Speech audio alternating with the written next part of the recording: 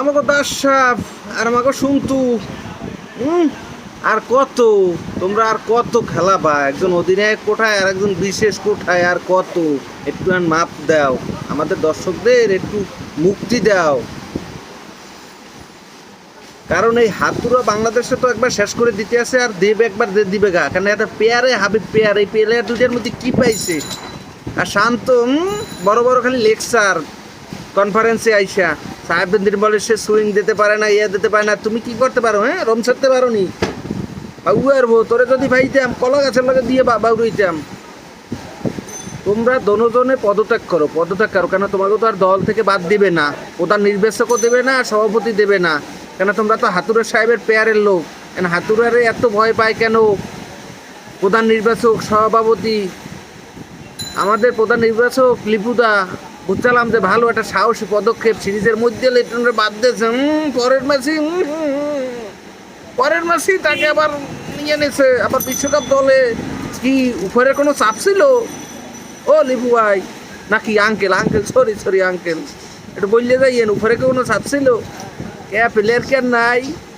এই পাইপলাইনে করছেন, এগুলার এখন নেওয়া যায় না, ওগুলোর বাদ দিয়া এই শান্ত মান্ত লিটন দাস মাসের সৌম্য এগুলো বাদ, এগুলো করেন। আর তোকে কইতে আছি, তোরা বাংলাদেশ দর্শককে একটু মাপ দে। লিটন নিয়ে তুই আর কত বিশেষ কোটায় খেলাবি? আর কত হাতুড়ার লগে কি তোকে একটা আছে, বুঝছি আছে, তোকে লগে একটা আছে, তোকে তিনজনের লগে হাতুড়ার লগে একটা আছে। এই তোকে রেশারেশির জিন্নে ক্রিকেটটারে ধ্বংস করিয়ে দিতে আছে। তাহলে মেহেদি হাসান মিরাজ, সাইফুদ্দিন, এরা কি তামিমের পনেরো লোক এই বিদায় তাদের বাদ দিছোস? আর কত খেলাবি? লিটন তোর যদি থায় বাদ দে, যদি একটু মনুষ্যত্ব থাকে যে না আমি নিজের থেকে পদত্যাগ করি, কেন তোর তো বাদ দেবে না? উপরে মনে হয় কোনোটা আছে, দাগ আছে।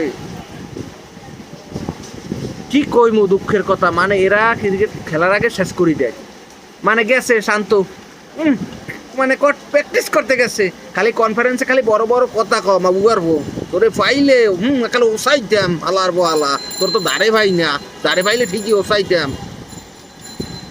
এই পাড়ার ক্রিকেট খেলা বেড়া, আর সেই পাড়ার ক্রিকেট যারা খেলায়, ওই হেলিকপ্টার বাবু শুনছি একজনের টেপ টেনিস খেলায়, এও তোর সেই ভালো খেলাইবো। তুই এই পাড়া ক্রিকেট খেল, তোর পাড়ার ক্রিকেটেও লবে না আমার এখন যা মতে। তোরে সৌম্যরে লিটন রে এই তিনজনের এখন পাড়ার ক্রিকেটেও কেউ লবে না, এটা আমি 100% শিওর। এই এই তিনটের মধ্যে কি পাইছে ডাক বাংলাদেশ দলটা কি কোনো কি মানে কি একই? এটা গণতন্ত্র না, এটা একতন্ত্র, যে তুমি যতই ভালো খেলাও কাম হবে না, তোমাকে নেওয়া যাবে না। আমাদের দলীয় লোক, আমাদের মানে প্রচারের লোক, ভাই আমি আওয়ামী লীগ বুঝি না, বিএনপি বুঝি না, কিছুই বুঝি না। যে এখানে একটা খেলাধুলা, একটা দেশকে রিপ্রেজেন্ট করার জন্য যাইতেছে, যে ভালো খেলা, যার সামর্থ্য আছে, আপনি তাকে চান্স দেয়। একটা প্লেয়ারে এই নামুল হক বিজয় রে কোনো একটা সিরিজের রাইখে লাস্ট ম্যাচে খেলায়, যদি ভালো খেলা এলেও বাদ, না খেলা এলেও বাদ, একবার চান্স। আর ঝুলি লিটন সোমরে টানতে টানতে টানতে টানতে এই দুই তিনজনের জন্য কি ক্রিকেটটা ধ্বংস করে দেবেন? তো